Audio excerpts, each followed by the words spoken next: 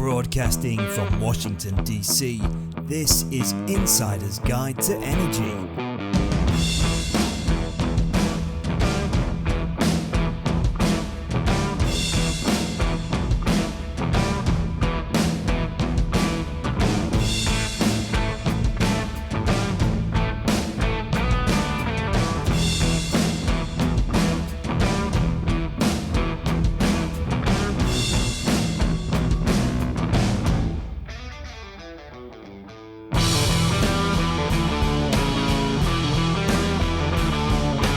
Welcome to Insider's Guide to Energy. I'm your host, Chris Sass, and today with me, I'm honored to have Stuart Thompson. Stuart, welcome to the program.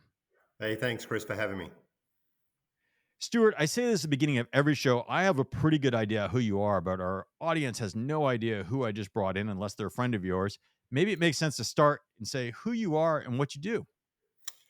Yeah, thanks, Chris. Look, my name's Stuart Thompson. I look after the ABB Electrification Service Division. We're a global operation. We run in 50 countries around the world with field engineers on site supporting customers. And we look after anything from commercial infrastructure all the way up through to nuclear power plants in keeping the power on and keeping that energy running for those customers. So I would wager that our audience knows who ABB is. If you're in energy, I think you've heard the name. It's a fairly large company. I guess help me understand. You're working with companies and industry members. What kind of problems are you solving, or what are you seeing? What is the trend for folks in the industry right now? Yeah, well, we see a pretty dynamic world out there, Chris, at the moment. And energy pricing and energy security are probably the two biggest challenges that most of our customers are facing around the world. Um, that combined with the fact that this electric revolution is happening and power demands are growing at exponential rates. I mean, in the next 10 years, we're expecting double the demand of power. And at the same time, people are looking for greener solutions and more sustainable offerings. So the cost of energy, the insecurity around it is really making people rethink about their investments and where to put money. Sustainability is another major driver at this point in time, especially with regions and governments acting upon this in a true financial way. And then ultimately, labour skills continue to be a challenge in our industry and in attracting the right talent and keeping the skill bases high to maintain those assets that they have. So they're sort of the trends at the moment and the focus areas that we're looking at with customers. Well, there was a whole lot in that answer. I think there's two or three directions that we can go. Um, just kind of small thing. You said revolution for energy, Yeah. as opposed to like an energy transformation or something like that. What do you mean by revolution? What does that mean? Yeah, look, I think the shift in the amount of electricity that's being used and consumed in the market is really, really strong. With the constraints around security of power and the sustainability initiatives, you're starting to see things shift almost 100% to electricity. You've got automobiles moving from gas-based engines to electricity. That's putting huge demands on the network and on the systems. You've got a continued push to distributed power and distributed power generation. That's requiring other storage methods like battery energy storage in the networks.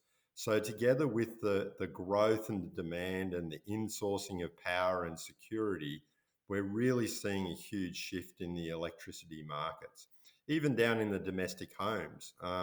Some governments are now stipulating that gas is no longer a cooking option anymore and you need to move to electricity.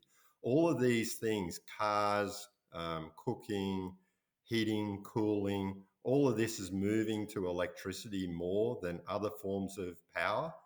And at the same time, that's driving demand and prices, and people are being challenged for the same amount of power from the same providers. So they're looking for alternate options as well. Now, with that hyper growth situation you're kind of describing, if you're a large corporate or a large enterprise, are you worried about continuity of service and disruption? Is that a major concern these days, or is is the power company doing like it always has? I flip on the light switch and my lights come on. Yeah, I think the challenge is that people are looking for the same power from the energy provider, but they're also looking for greener power from the energy provider to meet their sustainability goals. So people are chasing the same electricity sources. And when they're doing that, it's driving up prices and costs. So they're looking to drive efficiency in their operations. They're looking to reduce that cost. The power is there and the power is being provided. Stability of that power is a continued risk. Availability of it is a risk. So they're looking to offset that as well as offset the incremental costs that are happening to the business. And they're using various methods, right? They're trying to get more out of their existing infrastructure. So they're upgrading the technology that they have to try and drive more through what they have. But at the same time, they're looking to diversify and then look at things like battery energy storage, looking at putting their own solar installations, wind turbines, etc., into their operations, as well as looking to third parties to provide that as well as the traditional utility. So companies are much more diversified now in the way they're sourcing power and the way they're applying power than they were 18 months to 2 years ago. So I guess two things that I've seen, I mean, behind the meter kind of early efforts have been around for a little while. I don't know that in the last 18 months that's brand new. Are you seeing a transition from just large corporate doing, maybe some solar or something behind the meter, or is this something different that we're talking about? Yeah, they're continuing to do the behind the meter stuff, but they're also diversifying in their sourcing of energy from different providers. They're also putting larger systems in place with, particularly with battery energy storage. We see the growth in battery energy storage from the energy providers as well as the large industrials coming more and more as an option that they're taking forward. They're also moving away from diesel generators and moving into battery storage systems, playing the electricity arbitrage as well in the market to keep their energy costs down, and in some cases providing power back into the grid for other consumers as well and using those price differentials to do that. But making it happen out of their existing infrastructure is really their challenge because most of that core electrical infrastructure has been around for many years. Putting this extra demand and different types of loads on their network, they have to upgrade the core components within their system to continue to drive reliability and stability as all these different sources come into play. And you end up with these microgrid based systems, even within the industrial players. So I agree from the vantage point of the podcast or from working in the industry that I've seen much of what you've talked about. But sitting here in North America, in the last quarter or so, just reading story after story based on interest rates and projects. I mean, there were some large wind farms that got shut down that were going to happen. I think Ørsted was having stuff offshore here and other projects that are slowing down. Demand is still going to go up, right? 2035, 2030, 2050, whatever program you're on is still coming. Yep. How are interest rates in the business environment impacting the cost of energy? Because putting these projects in, you have to finance them, right? So how is that affecting the market maybe near term, couple 12, 24 months, 36 months? Yeah, so as interest rates are going up, some of these large capital expenditures are getting delayed. So companies are then looking at what they can do out of their existing infrastructure to get more out of it or drive more reliability with what they have in order to maximize their operations and their uptime in their system. So we start to see companies looking at investing from an operational expenditure standpoint instead of replacing infrastructure or putting new infrastructure in place. It's how do we enhance the infrastructure that is already there. So, for example, nearly in switchgear and systems, nearly 50% of the infrastructure, the copper, the steel, the framework, that's good for at least another 30, 40 years of production. But in order to drive the higher power needs on their site, they need to look at those electromechanical devices like the breakers or even the digital relays or electromechanical relays they have on site. So I can give you a real world example. So About 12 months ago in North America, a US chip manufacturer increased their production and increased their shop floor for overall chip production and drove additional energy coming into the plant. The chance was then that their arc incident levels of the legacy switchgear that they had just couldn't meet those excess demands. So the option was, do you shut the production down? Do you pull all that equipment out? Or do you take the existing equipment and drive retrofit opportunities for new technology and new breakers? In this particular case, they took out the existing breakers, which were purely electromechanical. They put in new digital breakers that could not only operate a lot faster to reduce the arc energy level, but they could also start doing monitoring of power. They could start doing load shedding. They could start feeding from different sources of power behind the meter, and then apply that to the shop floor operations and keep it running more efficiently. So two things really happened. One, they drove the efficiency of the organization, but two, they also minimized the downtime to keep the production running. And that was all done through an operational expenditure versus building and extending the plant versus adding a new electrical substation and fully upgrading the system. So I think with interest rate rises and delays in capital expenditure, a lot of customers are starting to look back, and a lot of people in the industry are, how do I get more out of what I have? And how do I apply that? And how do I minimize my overall operational costs? The other area, Chris, that people are looking at is, how do I reduce that longer term operational cost as well? And if they run products to failure or they don't run regular maintenance programs, they can be anywhere from 5 to 10 times more expensive than running a standard routine process on their equipment.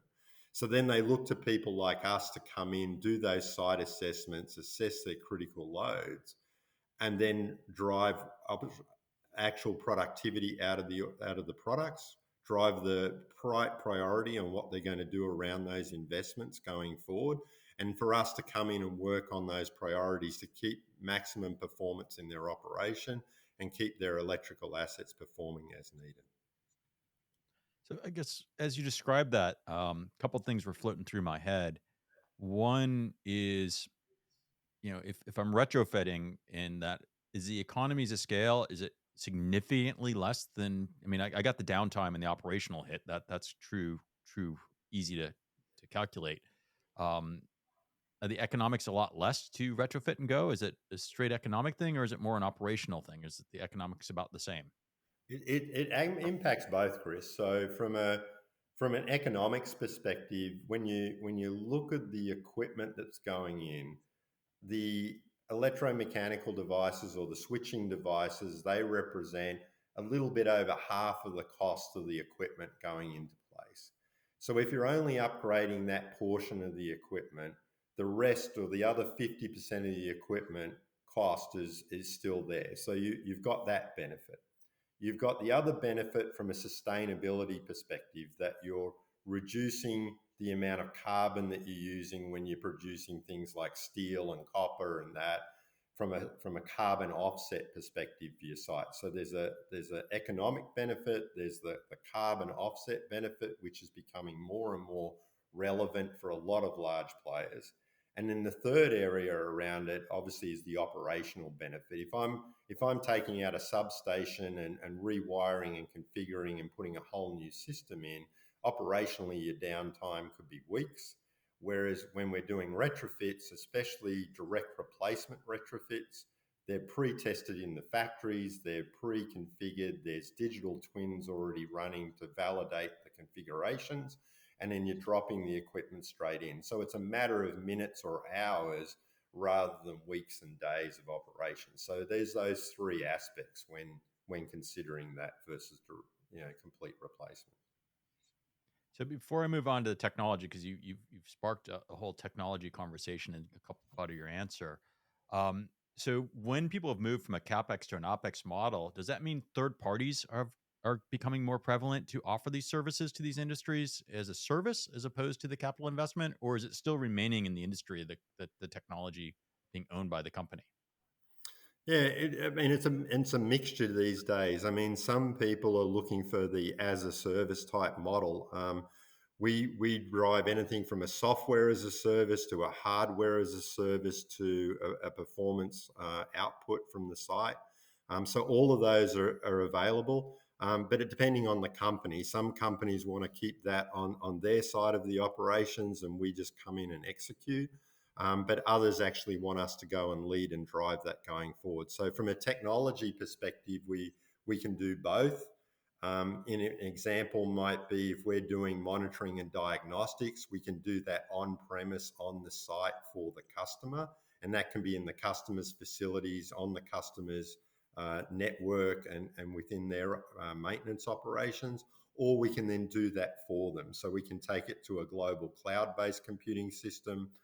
We can run that on a cloud base that the customer prefers, or we can run it on our cloud base, and then we can host various types of services from that for the customer. So both options are available, Chris. It really depends on the customer, their sensitivities, their concerns from a cyber perspective in that particular case, and how we manage that for them.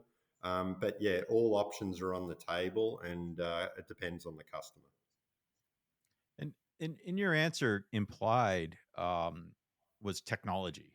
I hear things like AI in the background or things happening in the background, right? So if I'm doing preventative maintenance and Yep. I can't remember the second example you gave, but there was a couple things that triggered immediately to me thinking of technology. So is that technology curve new for most of these organizations? Are they used to using this kind of technology to reduce their energy costs or to get better performance? Is this new, or is this something that's just kind of making news these days because of all the hype about AI?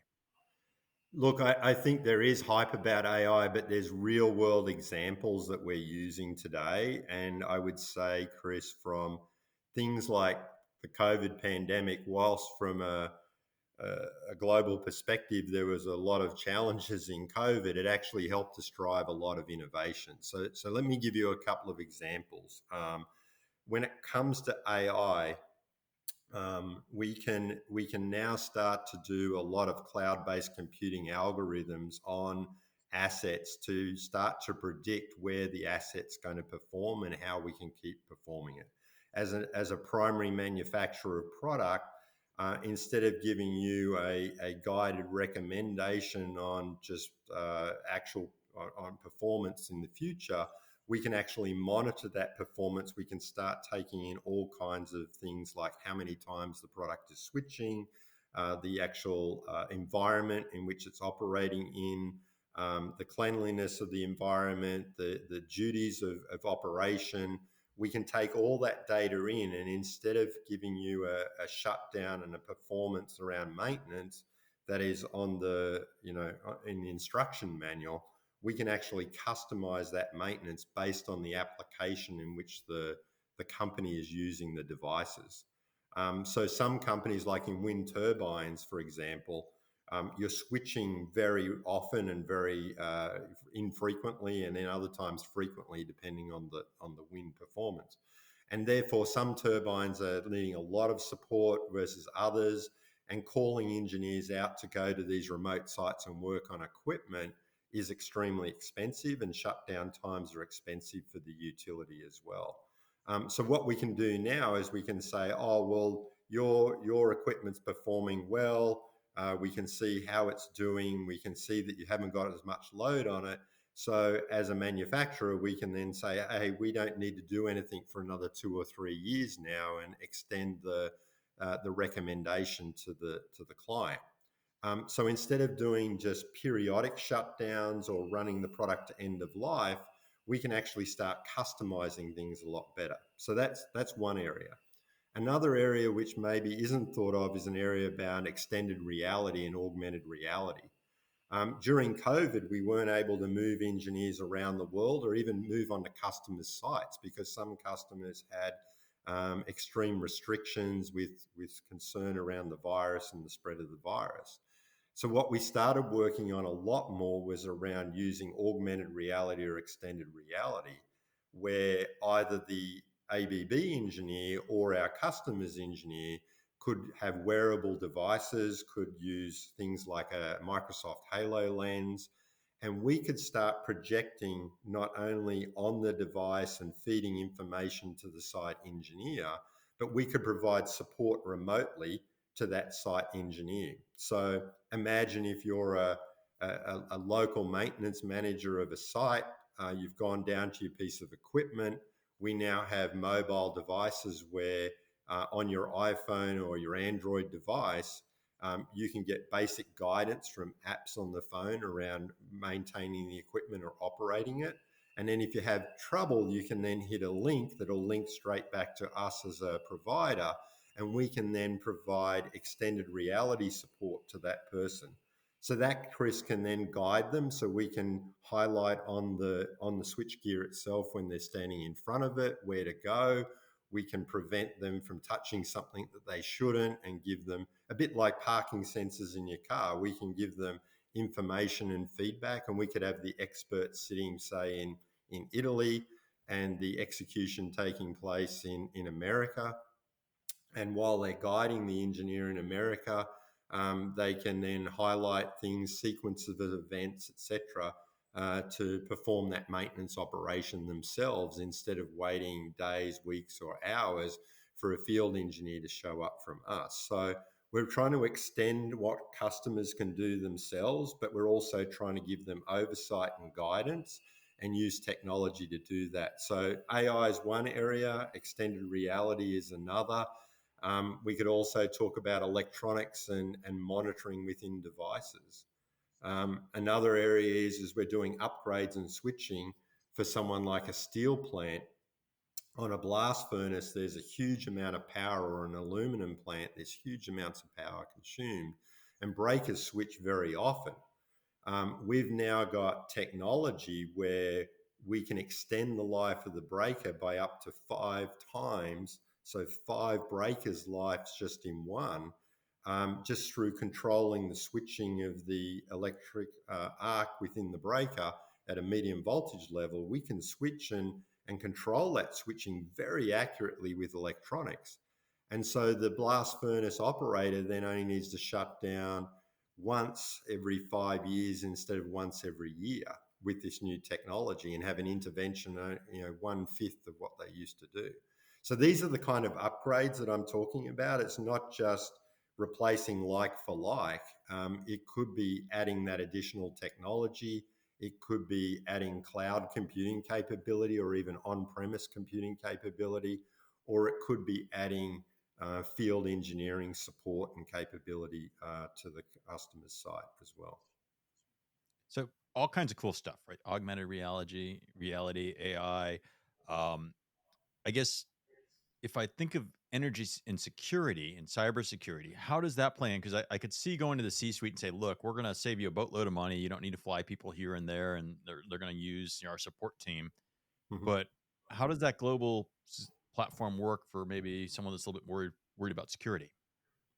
Yeah, so from the AI perspective, we've designed our systems now that whether they run locally on premise on site, or from an edge computing standpoint, we go to a micro cloud structure within the company's own system, or a global.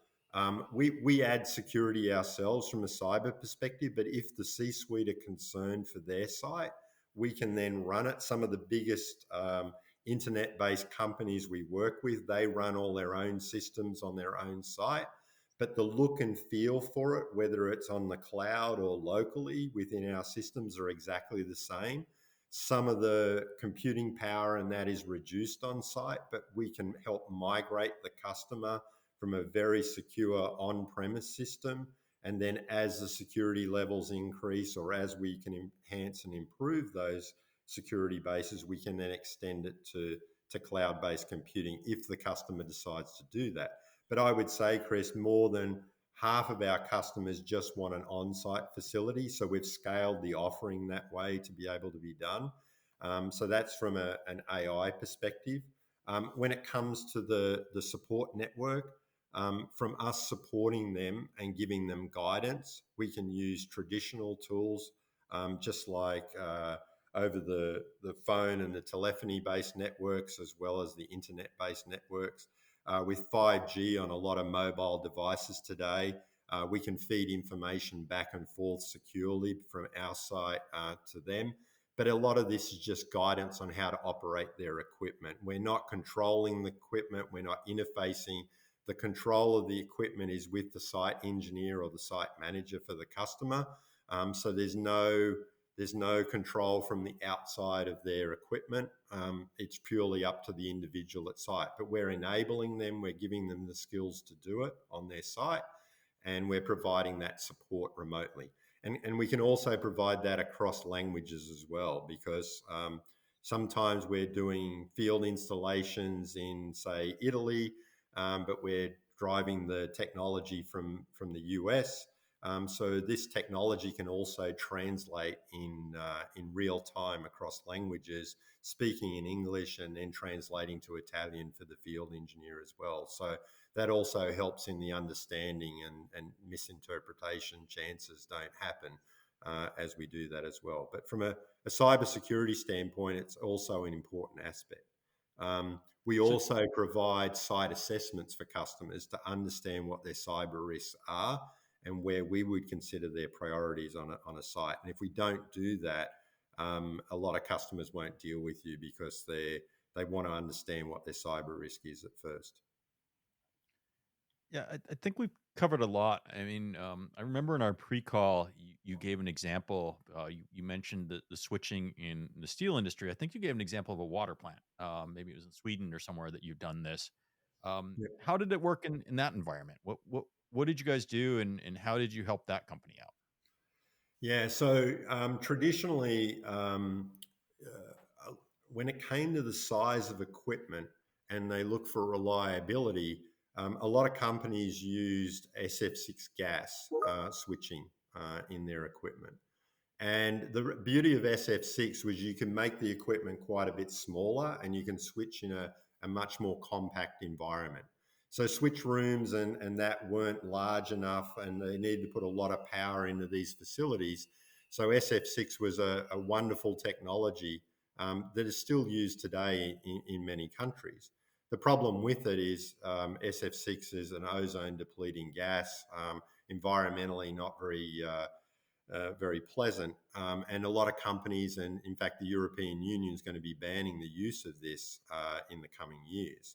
So we've gone now with new technology, and I mentioned before a bit about the switching of arc for arc furnaces. That same switching, we can now shrink the devices significantly from a footprint perspective. So we can now take out what used to be a very compact SF6 technology. We can remove that and use an air vacuumed technology now, and then retrofit that into the SF6.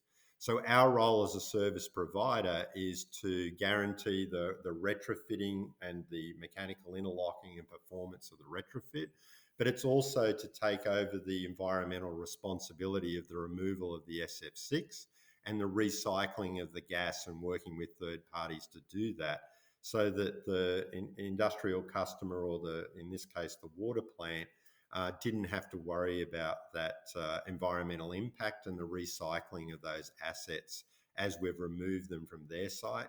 And then we've applied the vacuum technology to their site, which will then give them another 30 years of operation. It actually gives them higher performance and reliability of a factor of 5.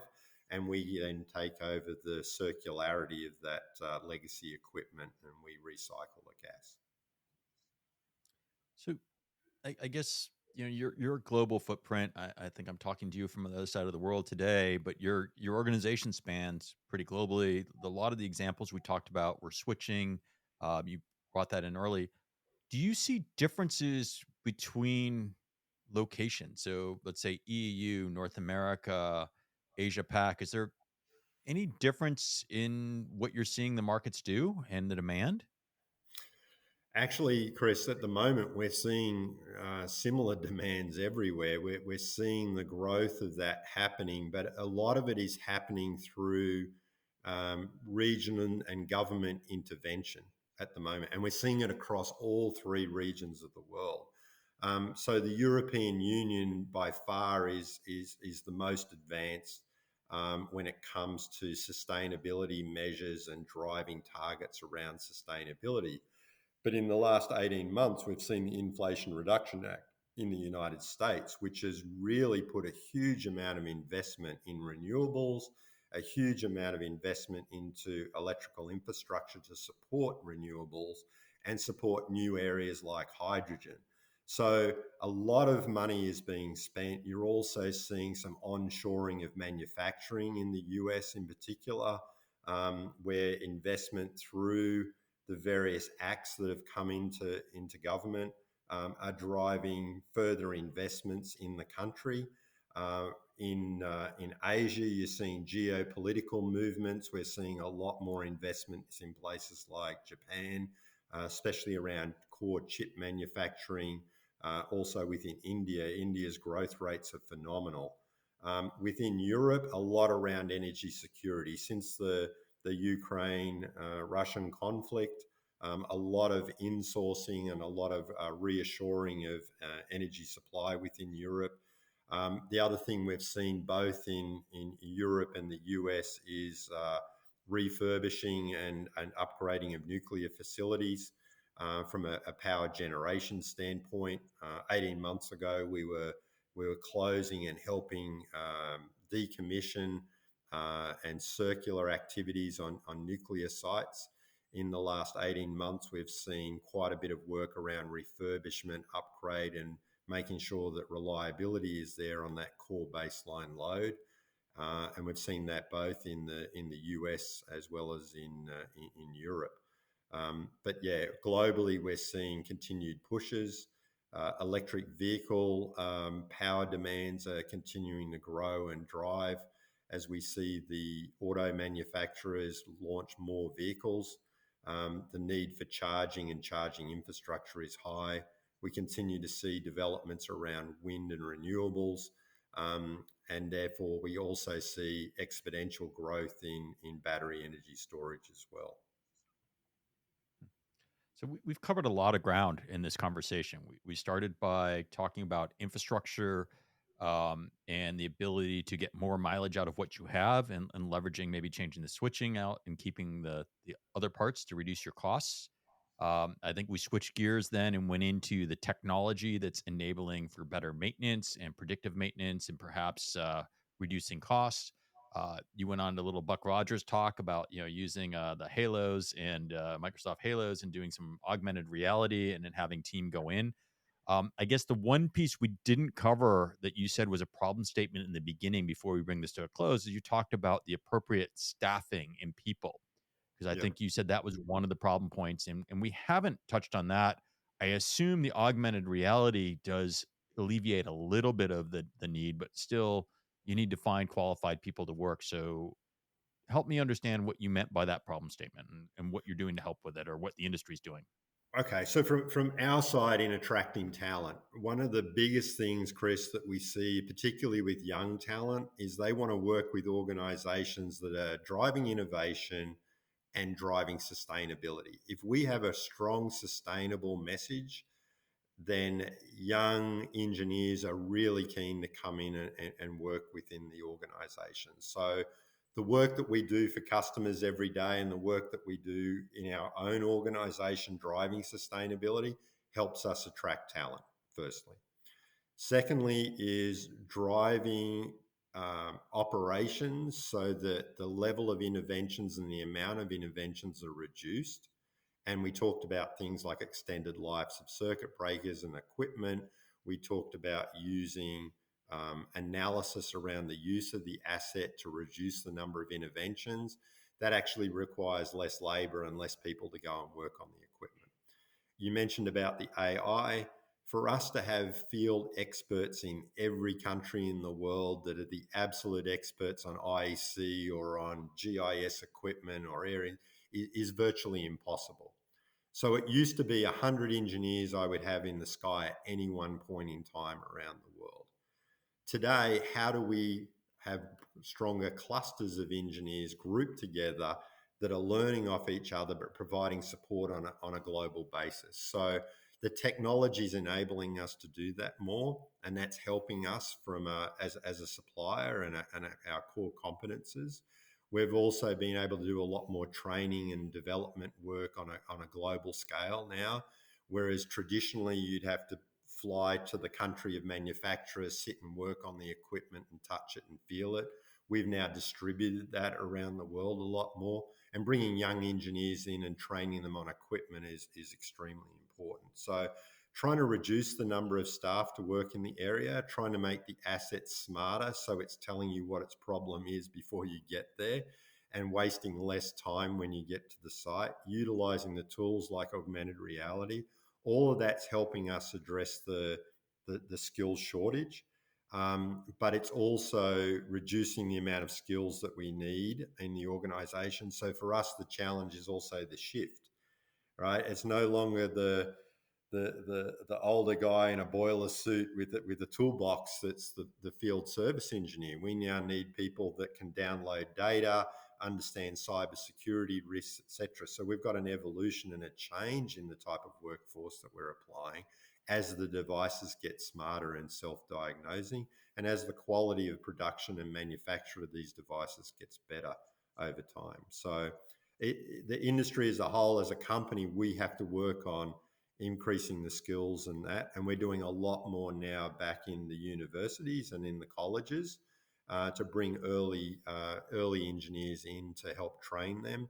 And that's a fun part of our job for any of us. So it's really good to do that. But I would say sustainability is our biggest door opener for people. It's the coolest thing that they want to work on. And it's something that as service we naturally do every day by extending the life of equipment and reduce carbon footprint for customers. Well, awesome. This has been a fun conversation. I think we've covered a lot of ground for our audience. I want to thank you for sharing the journey and your story with us today. Thank you so much for being a guest on Insider's Guide to Energy today. Chris, it's been great. Thank you for having me. And great to talk about these topics. For our audience, we hope you've enjoyed this episode. If you have, don't forget to subscribe, follow us on LinkedIn, follow us on the YouTube channel. Don't forget, we have exclusive content on the YouTube channel as well. And we'll see you again on Insider's Guide to Energy. Bye-bye.